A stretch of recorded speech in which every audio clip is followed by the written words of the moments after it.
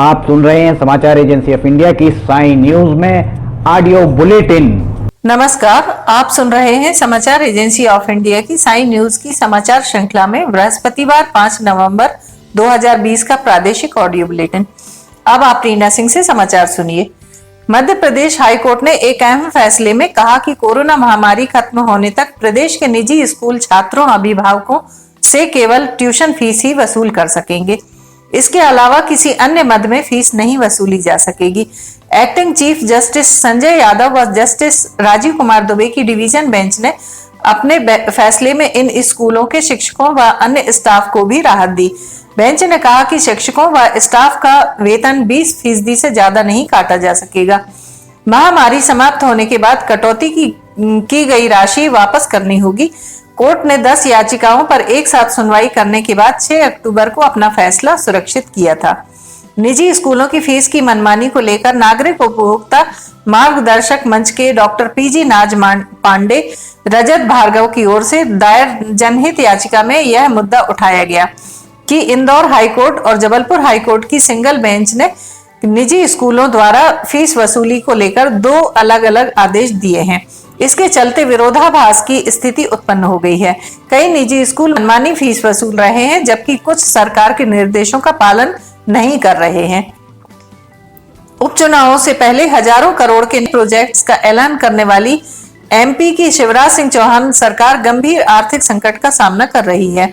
हालत यह है कि सरकार को 1 महीने में चौथी बार बाजार से कर्ज लेना पड़ा है। बुधवार को सरकार ने एक बार फिर बाजार से 1000 करोड़ रुपए का कर्ज लिया है। वित्त विभाग के नोटिफिकेशन के मुताबिक यह कर्ज विकास योजनाओं के लिए लिया गया है। शिवराज सरकार इससे पहले 7, 13 और 21 अक्टूबर बाजार से 1000 करोड़ रुपए का कर्ज ले चुकी है। सरकार के 7 महीने के कार्यकाल में यह 9वां मौका है जब उसे बाजार से कर्ज लेना पड़ा है। कोरोना संकट के चलते सरकार के खर्च में बेतहाशा वृद्धि हुई है। रही सही कसर जीएसटी में लगातार हो रही कमी ने पूरी कर दी है। इस साल जनवरी के बाद से ही सरकार पर 22,000 करोड़ का कर्ज बढ़ गया है।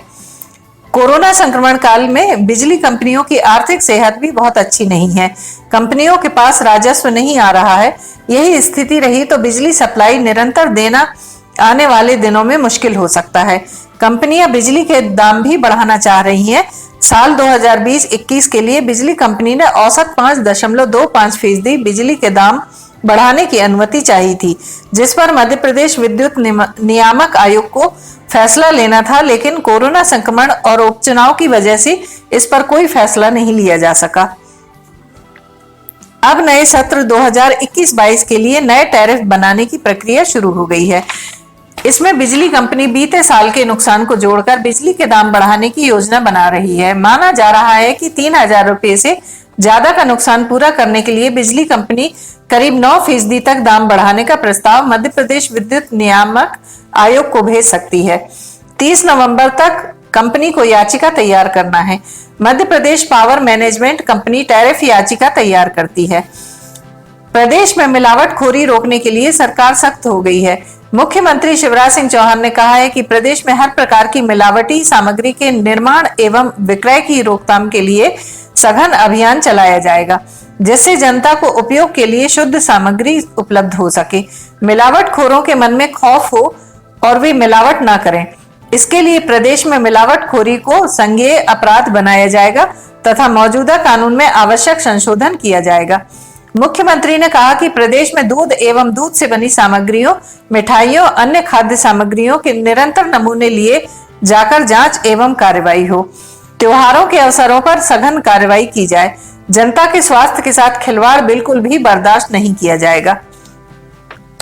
जबलपुर के नेताजी सुभाष चंद्र बोस मेडिकल कॉलेज के गर्ल्स हॉस्टल में एमबीबीएस प्रथम वर्ष की एक छात्रा डेंगू पॉजिटिव मिली है। सीजन में डेंगू का पहला केस सामने आते ही जिला मलेरिया विभाग हरकत में आ गया। विभाग की टीम ने तुरंत मेडिकल कॉलेज में डेंगू पीड़ित के हॉस्टल और आसपास के अन्य छात्रावास में लार्वा सर्चिंग की, जहां 5 जगह डेंगू के लार्वा पनपते मिले।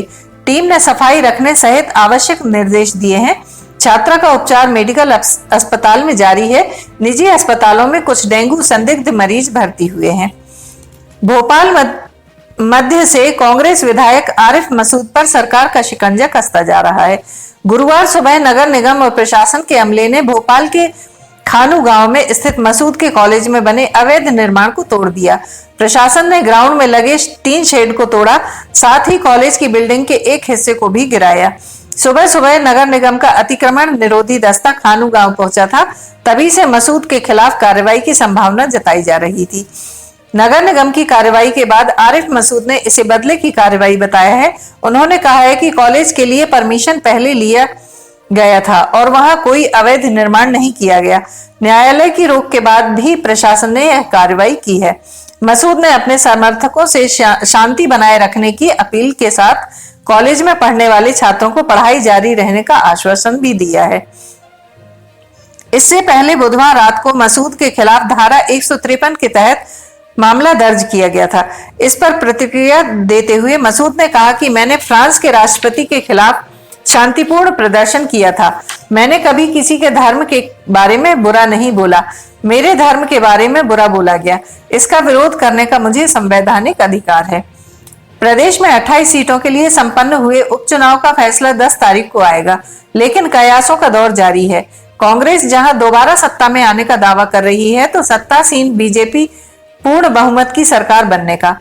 इस बीच पूर्व नेता प्रतिपक्ष अजय सिंह राहुल अपने बयान से पलट गए हैं। दरअसल उपचुनावों के लिए प्रचार के दौरान अजय सिंह ने कहा था कि कांग्रेस की दोबारा सरकार नहीं बनेगी तो वे राजनीति से संन्यास ले लेंगे, लेकिन बुधवार को सतना में उन्होंने इससे इनकार कर दिया। अजय सिंह ने कहा कि उन्होंने ऐसा नहीं कहा था। साथ ही उन्होंने कहा कि चुनाव प्रचार के दौरान कार्यकर्ताओं में जोश भरने के लिए नेताओं को कई बातें बोलनी पड़ती हैं, उन्हें गांठ बांधकर नहीं रखना चाहिए। राजधानी में दिव्यांगता प्रमाण पत्र का डिजिटलाइजेशन का काम जारी है। इसके लिए लोक सेवा केंद्र के माध्यम से आवेदन किया जाता है। आवेदन के 15 दिन के अंदर डिजिटल दिव्यांग प्रमाण पत्र बनाकर दिया जाना चाहिए, लेकिन जेपी अस्पताल के सिविल सर्जन आर.के. श्रीवास्तव ने 26 दिन के बाद भी अपनी जिम्मेदारी का निर्वहन नहीं किया। इनकी इस उदासीनता के चलते लोक सेवा गारंटी अधिनियम के तहत कलेक्टर अविनाश लवानिया ने सिविल सर्जन पर 5,000 रुपए का जुर्माना लगाया है। वहीं इस तरह की उदासीनता दोबारा न करने को लेकर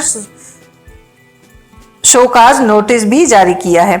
समाचारों के बीच में हम आपको यह जानकारी भी दे दें कि मौसम के अपडेट जानने के लिए समाचार एजेंसी ऑफ इंडिया के चैनल पर रोजाना अपलोड होने वाली वीडियो जरूर देखें। मौसम से संबंधित अपडेट मूलतः किसानों, निर्माण कार्य करने वालों आदि के लिए फायदेमंद साबित हो सकते हैं।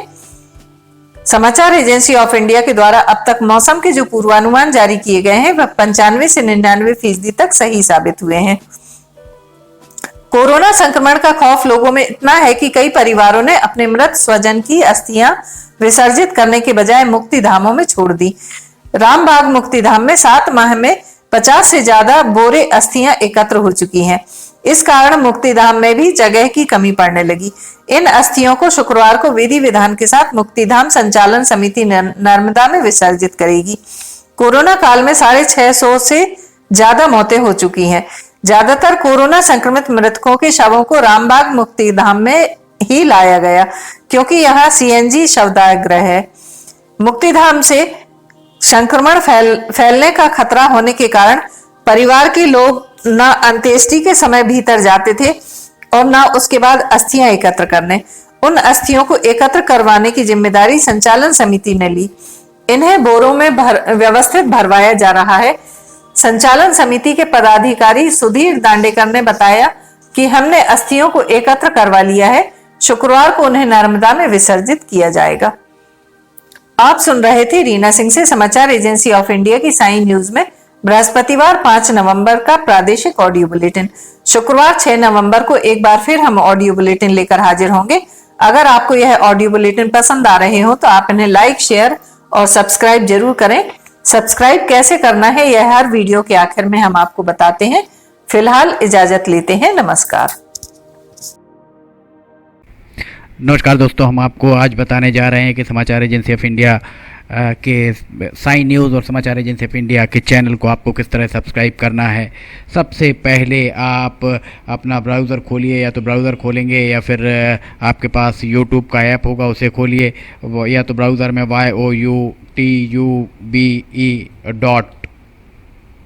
इसके बाद डॉट लगाकर COM youtube.com आप खोलेंगे, यूट्यूब आपका खुल जाता है। यूट्यूब में आप लॉगिन हैं, साइड में यहाँ आपको लॉगिन करना होगा। लॉगिन करने के बाद आप इसमें टाइप करिए, इस जो आपका ये इसके अंदर LIMTYKHARE आप टाइप कीजिए। जैसे ही आप ये टाइप करते हैं ये लिमटी खरे खुल जाता है। आप देखिए यहाँ लाल रंग का ये बना हुआ है, आप इस पर जैसे ही क्लिक करिए ये अब आपके सामने ये सब्सक्राइब बटन आ रहा है।